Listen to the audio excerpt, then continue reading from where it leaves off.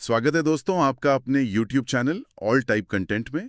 आज के इस वीडियो में हम एक ऐसे टॉपिक पर बात करने जा रहे हैं जो सिर्फ इम्पोर्टेंट नहीं बल्कि बहुत ज्ञानवर्धक है। इस वीडियो को ध्यान से देखना क्योंकि इस वीडियो के साथ जानकारी और गहरी होती जाएगी। आज हम किसी आम विषय पर चर्चा नहीं कर रहे हैं। हम उस विशाल और अदृश्य मैट्रिक्स को बेनकाब करने वाले हैं जिसे दुनिया ट्रेड एंड कॉमर्स यानी व्यापार और वाणिज्य कहती है। हाँ, और देखो, ये कोई स्कूल की टेक्स्ट बुक का चैप्टर नहीं है। हमारे पास जो तथ्य हैं, जो प्रमाण हैं, वो साफ दिखाते हैं कि ये आर्थिक ढांचा अचानक नहीं बना। इसकी बुनियाद सदियों पहले प्राचीन भारत में लिखी जा चुकी थी। और हम उस सिस्टम की बात कर रहे हैं जो हमारी हर छोटी जरूरत को एक बहुत बड़े बिजनेस मॉडल में बदल देता है। ठीक है, चलिए इसको थोड़ा विस्तार से समझते हैं। आप कह रहे हैं कि हमारी हर जरूरत एक बिजनेस मॉडल है, पर दुनिया में इंसान जो भी करता है उसमें भावनाएं भी तो होती है ना? क्या गैर आर्थिक काम जैसे किसी की मदद करना या दोस्तों के साथ रहना सिर्फ दिल बहलाने के लिए है? क्या असली खेल केवल आर्थिक गतिविधियों का ही है? अगर मैं बिना किसी लाग लपट के सीधे तौर पर कहूं तो हाँ, गैर आर्थिक गतिविधियां इंसान के मानसिक संतुलन के लिए जरूरी हैं, पर इस मैट्रिक्स का, इस दुनिया का इंजन उनसे नहीं चलता। दुनिया का पहिया सिर्फ आर्थिक गतिविधियों से घूमता है। तो आपका मतलब है कि हमारा पूरा अस्तित्व सिर्फ और सिर्फ पैसे के इर्द गिर्द घूम रहा है? बिल्कुल। और अगर आप इस इंजन के कंट्रोल रूम को समझें तो इसके 3 मुख्य हिस्से हैं: एम्प्लॉयमेंट, प्रोफेशन और बिजनेस, यानी रोजगार, पेशा और व्यवसाय। इन तीनों में सबसे खतरनाक या सबसे बड़ा प्लेयर कौन है फिर? क्योंकि सब तो अपना अपना काम कर ही रहे हैं। देखो, सोसाइटी हमें कंडीशन करती है कि एक सुरक्षित रोजगार ही सबसे बेहतर है, पर एक कर्मचारी का रिस्क 0 होता है तो उसका वेतन भी फिक्स्ड है। पेशे में, जैसे डॉक्टर या सीए, वहां रिस्क थोड़ा ज्यादा है, लेकिन इस पूरे खेल का असली मास्टरमाइंड है बिजनेस। रुको, क्या इसी जोखिम के कारण उद्यमी या एंटरप्रेन्योर सारे फैसले खुद लेता है? मेरा मतलब है, अगर बिजनेस में इतना ही बड़ा रिस्क है तो कोई जानबूझकर आग में क्यों कूदता है? क्योंकि इस मैट्रिक्स का एक अनलिखित नियम है कि नो रिस्क नो रिवॉर्ड।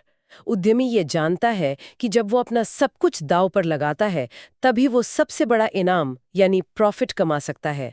तो एक उत्पादक जो फैक्ट्री में अपना पूरा पैसा लगा रहा है, वो उस सामान को किसी दूसरे शहर में बैठे उपभोक्ता तक सुरक्षित पहुंचाता कैसे है?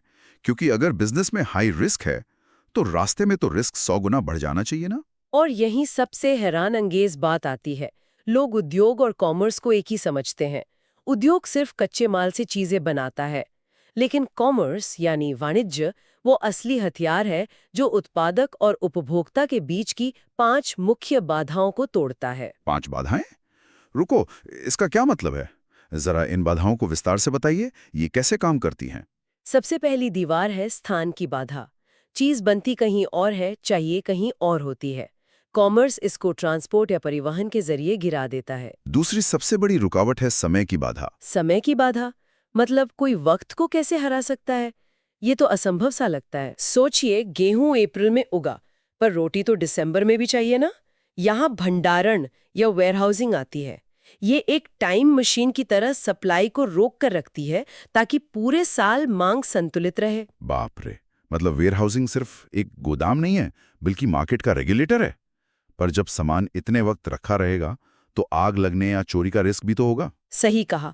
और उसी जोखिम की बाधा को काटने के लिए इंश्योरेंस या बीमा होता है। उसके बाद इन सब को चलाने के लिए रोकड़ा चाहिए, जिसके लिए बैंकिंग का तंत्र लगाया जाता है जो वित्त की बाधा दूर करता है। पर जो आखिरी बाधा है वो सबसे शातिर है। आखिरी बाधा वो क्या हो सकती है? सामान बन गया, ट्रांसपोर्ट हो गया, स्टोर हो गया, पैसा लग गया, अब क्या बचा है? सूचना की बाधा। अगर कस्टमर को पता ही नहीं कि उत्पाद बन चुका है तो उसके दिमाग में चाहत कैसे पैदा होगी? और इसके लिए विज्ञापन या एडवर्टाइजिंग का इस्तेमाल होता है। ये उपभोक्ता के दिमाग को पूरी तरह से कंट्रोल करता है। एक सेकंड, तो आप ये कह रही हैं कि बिना एडवर्टाइजिंग और इन सहायकों के ट्रेड अपने आप में कुछ भी नहीं है? मतलब हमें लगता है कि हम अपनी मर्जी से सामान खरीद रहे हैं, पर असल में हम इस मैट्रिक्स के शिकार हैं। एकदम सही। और जब ये कॉमर्स इन बाधाओं को पार कर लेता है तो ये आंतरिक व्यापार से निकलकर सीधा अंतर्राष्ट्रीय यानी इंटरनेशनल लेवल पर फैल जाता है। तो जब हम बॉर्डर क्रॉस करते हैं तब तो बात सिर्फ इंपोर्ट और एक्सपोर्ट की होती होगी, या इसमें भी कोई छुपी हुई लहर है? हाँ, यहाँ एक बहुत ही रहस्यमयी लेयर है। एक ऐसी आर्थिक चाल जिसे हम पुनर्निर्यात या एंट्री पोर्ट कहते हैं। इसमें एक देश बाहर से माल आयात तो करता है, पर खुद इस्तेमाल नहीं करता। रुको रुको, मतलब वो देश बिना कुछ नया बनाए सिर्फ उस माल को किसी तीसरे देश को डबल रेट में बेच देता है, बिना किसी फैक्ट्री के। हाँ, और वो देश सिर्फ इस सप्लाई चेन के ठीक बीच में बैठकर मुनाफे का बहुत बड़ा हिस्सा अपने पास रख लेता है। वो बस एक बिचौलिया बन जाता है। यहाँ पर मामला सच में बहुत दिलचस्प हो जाता है। ये तो आधुनिक ग्लोबलाइजेशन जैसा लगता है, जैसे आजकल बड़े बड़े पोर्ट वाले देश करते हैं। और यही तो हमारी सबसे बड़ी भूल है। हमें लगता है ये मॉडर्न बैंकिंग और शिपिंग आज की देन है, लेकिन हमारे पास जो सबूत है वो बताते हैं कि ये पूरा का पूरा ब्लूप्रिंट प्राचीन भारत में अपने चरम पर था। वेट, प्राचीन भारत? मैं मानता हूं कि हमारा इतिहास समृद्ध है, लेकिन क्या वाकई उस वक्त बिना किसी इंटरनेट या मॉडर्न टेक के इतना खतरनाक कॉमर्स हो सकता था? ये कोई कहानी नहीं है, नंबर्स इसके गवाह हैं। पहली शताब्दी से लेकर 7वीं शताब्दी तक भारत दुनिया की सबसे बड़ी अर्थव्यवस्था था, और ये एक स्वदेशी बैंकिंग प्रणाली के दम पर चल रहा था, जिसे हुंडी और चिट्ठी कहा जाता था। हुंडी पर एक आम उधार के कागज पर इतना बड़ा ग्लोबल मैट्रिक्स कैसे टिक सकता है? अगर मैं आज के दौर की बात करूं तो हमें तो एक डिजिटल ओटीपी पर भी डर लगता है। क्योंकि हुंडी एक आम कागज नहीं था, वो उस जमाने का एक हाईली एन्क्रिप्टेड नेटवर्क था। ये एक ऐसी कोडेड भाषा में होता था जिसे सिर्फ श्रेणी यानी मर्चेंट गिल्ड्स ही समझ सकते थे। अगर कोई लुटेरा उसे लूट भी ले तो उसके लिए वो सिर्फ रद्दी था। ये श्रेणी, ये कौन थे? क्या ये किसी तरह का लोकल व्यापारी संगठन था या कोई छोटा ग्रुप था? इनको छोटा समझने की गलती मत करना। ये एक बेहद ताकतवर सिंडिकेट थे। इनकी अपनी प्राइवेट आर्मीज होती थीं, अपने सिक्के होते थे, और तो और बड़े राजा महाराजा इनसे कर्ज लेते थे। इनका व्यापार पर संपूर्ण नियंत्रण था। रुको रुको, प्राइवेट आर्मीज और राजाओं को कर्ज? मतलब ये एंशिएंट माफियाज की तरह थे जो लीगली दुनिया चला रहे थे।